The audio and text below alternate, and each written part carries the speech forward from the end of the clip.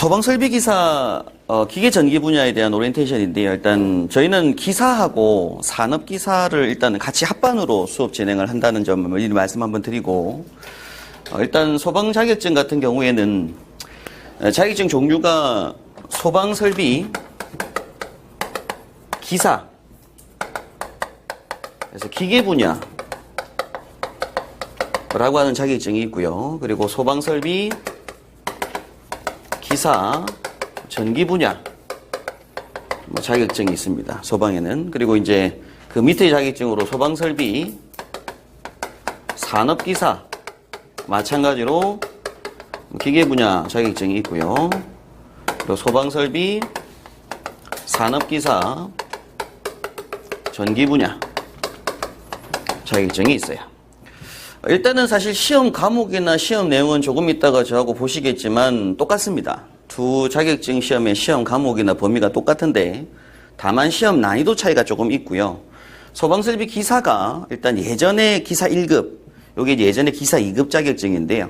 일단은 소방업에서 필요한 주 인력으로 선입되려면 소방설비 기사가 반드시 필요합니다. 그래서 저는 개인적으로 처음에 기사 공부하시는 분들한테 산업기사 자격 요건하고 기사 시험 칠 자격 요건이 만들어졌다고 하게 되면 산업기사 말고 저는 기사를 응시하라고 말씀을 꼭 드리거든요. 왜냐면 나중에 이제 법규 공부를 해보시고 현장 실무 해보시면 아시겠지만 산업기사는 끝까지 보조인력밖에 안 돼요.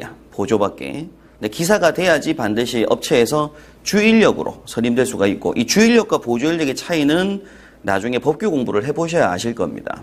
그래서 일단은 자격증 종류는 기사 자격증이 있고 산업기사 자격증이 있고요. 소방은 요거보다 더 밑에 자격증인 기능사 자격증이 없어요. 소방에서는 이제 보조인력으로 요거보다 하위로 이제 위험물 기능사를 보통 이용을 많이 하거든요. 소방업체들 보면. 근데 뭐 위험물 쪽은 아예 분야가 좀 다른 분야라서 소방에서는 제일 처음이 산업기사, 그 위에가 기사라고 보시면 돼요. 그래서 산업기사 기사는 다시 기계 분야하고 전기 분야로 자격증이 두 개씩 나누어지고 있습니다. 자, 그리고 이제 자격증 공부를 해보시면 아시겠지만, 저거 좀 더 과목 공부를 하시겠지만, 현장에서는 보통 자격증 한 개 취득하고 있는 걸 우리 현장에서는 보통 반쪽 자격증이라는 얘기를 좀 많이 해요. 나중에 이제 법규도 공부해보시고 실무도 해보시면 아시겠지만, 자격증 두 개가 다 필요하다는 걸 나중에 이제 느끼시게 될 겁니다. 그래서 자격증 공부는 조금 이어서 공부 진행을 하시는 게 필요하고요. 자, 그 다음 또 이제 필요한 그 소방 쪽에서 있는 자격증 종류가 뭐가 있냐면, 요 상위 자격증으로 소방 분야에는 소방시설 관리사라는 자격증이 하나 있고요. 그리고 마지막으로 소방 기술사 자격증까지. 소방 분야는 이렇게 자격증 종류가 구분이 됩니다. 제일 처음 공부 시작하는 부분이 산업기사, 그 다음 기사. 근데 이 두 과목은 어차피 시험 과목이 똑같다 보니까 같은 시험 과목이고요. 이후에 소방시설 관리사하고 소방기술사로 자격증 단계가 넘어가게 돼요. 소방시설 관리사는 기사 취득 후에 실무 경력이 2년, 산업기사 취득을 하고서는 실무 경력이 3년 있으셔야지 시험 응시 자격이 만들어지게 되고요. 여기서 말하는 이 실무 경력이라고 하는 건 반드시 소방 경력만 인정을 합니다. 소방업체, 소방공사, 설계, 감리, 점검업체, 그리고 소방시설 안전관리자 선임했던 경력, 의용소방도 들어가고 몇 가지 더 들어가는데, 일단 그런 경력이 있어야지 소방시설 관리사를 응시할 수가 있게 되고요. 그리고 소방설비 기사 취득하고 나서 이제 2년 경력이 아니라 4년 경력이 있으면 그때 이제 소방기술사를 응시를 할 수가 있게 되고요. 소방기술사까지 이제 자격증 공부를 하시게 될 겁니다. 그 소방 분야는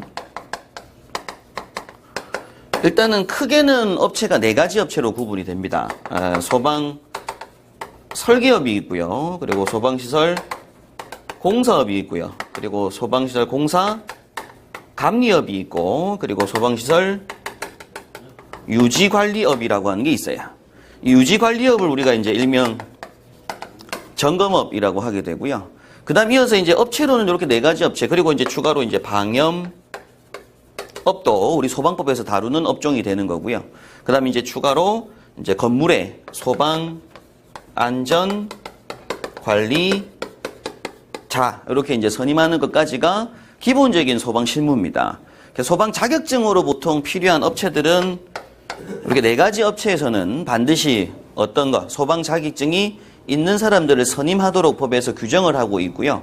그리고 소방 안전관리자 같은 경우에는 소방 자격증을 취득하고 있으면 당연히 선임할 수 있는데 요 자격증 말고 지금 보면 이제 협회에서 발급하는 소방 안전관리자 수첩이 있어요. 1급 수첩, 2급 수첩. 그게 있으면 뭐 선임할 수 있다 이렇게 하고 있습니다.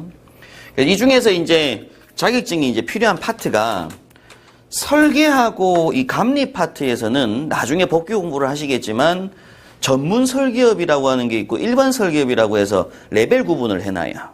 전문 설계업은 당연히 모든 규모가 아무리 커도 모든 건물을 설계를 다 할 수 있는 게 전문 설계업이고요.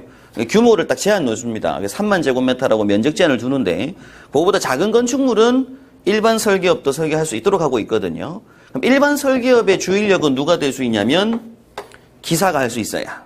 일반 설계업의 주 인력은. 근데 전문 설계업의 주 인력은 반드시 소방기술사만 가능합니다. 그래서 이제 소방기술사 수가 전국에 작다 보니까 아무래도 전문 설계업이나 전문 감리업 수가 좀 작은 편이에요, 실제. 자, 그다음에 이제 공사업 같은 경우도 전문 공사업하고 일반 공사업 나뉘는데 이 일반 공사업이든 전문 공사업이든 내기 위해서는 반드시 여기도 일단 기사가 필요합니다, 여기는. 공사 쪽은. 공사 쪽은 관리사나 기술사가 필요하지 않고요. 공사면허는 기사만 있어도 돼요. 그러다 보니까 우리나라에 가장 많은 업체가 뭐겠어요? 이 중에서 공사업이 제일 많아요. 아무래도. 자, 그다음에 이어서 이제 유지관리업. 이 점검업이라고 하는 업종이 있는데 이 업종의 주 인력은 소방시설 관리사만 할 수가 있습니다. 다른 기술사도 안 되고요.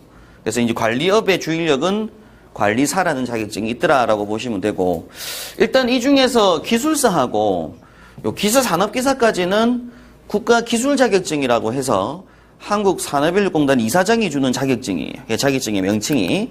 그런데 이 소방시설 관리사라는 자격증은 변리사라든지 회계사라든지 변호사 시험처럼 요건 국가 전문 자격증으로 분류합니다.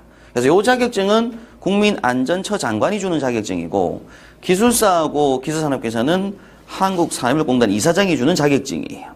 그래서 일단은 자격증 체계는 그렇게 이제 구분이 되고 있더라라는 걸 미리 한번 설명을 좀 드리고 싶고 보통 이제 공부하는 방법을 제가 좀 더 설명드리겠지만 기사 공부를 해보시면 이 기사 공부 내용이 거의 100% 어디 들어가냐면 관리사 공부에 들어갑니다. 그래서 저는 개인적으로 처음 공부 시작하시는 분들한테 기사 공부를 그냥 뭐 가연도 문제만 보고 문제답 해가지고 학교 가지 말고 기사 때부터 이론을 차근차근히 누적해가면서 공부하시게 되면 다음에 2년 경력이 쌓였을 때 관리사 시험 준비하시거나 기술사 시험 준비할 때 굉장히 큰 도움이 돼요. 그래서 저는 처음부터 이제 기사 공부할 때부터 조금 더 이제 기초 이론을 다져가는 공부를 하셔야 된다라는 생각을 좀 하고 있고요. 그래서 이제 기사 자격증 공부 시험 과목을 제가 좀 이따 설명드리겠지만 보시면 관리사하고 거의 똑같아요. 공부했던 걸 복습하는 내용이 되고 이후에 이제 기술사 공부 넘어가게 되면 공부량이 좀 많아집니다. 소방기술사는 아무래도 건축도 봐야 되고 통신도 봐야 되고 전기도 봐야 되고 좀 잡학이라고 하거든요. 소방학을. 그래서 여러 분야를 또 많이 공부를 하셔야 되고 일단 자격증 종류는 이렇게 구분이 되고요. 현장 실무는 설계, 공사, 감리, 유지관리업으로 구분이 되고 있고 이 중에 설계업이나 감리업 같은 경우에는 전문 설계, 전문 감리업에는 기술사가 필요하고요. 일반 설계, 일반 감리업은 기사가 필요합니다. 그리고 공사업은 주인력으로 기사가 필요하고요. 그리고 유지관리업은 주인력으로 관리사가 필요하게 돼요. 그럼 아무래도 처음 시작할 때 산업기사는 어디에도 주인력이 안 들어가요. 산업기사는 어느 업종이나 다 보조인력밖에 안 되고요. 주인력 되기 위해서는 반드시 기사가 필요하다는 걸 일단 체크를 하셔야 되고 응시 자격이 둘 다 된다고 하면 당연히 기사 응시하시는 게 맞습니다. 시험 난이도 차이도 그렇게 크지 않거든요, 실제. 시험 과목도 똑같고 분량도 똑같고 그래서 이제 산업기사 응시가 좀 작아요. 기사 응시가 훨씬 많고 그걸 한번 미리 한번 말씀을 좀 드리고요.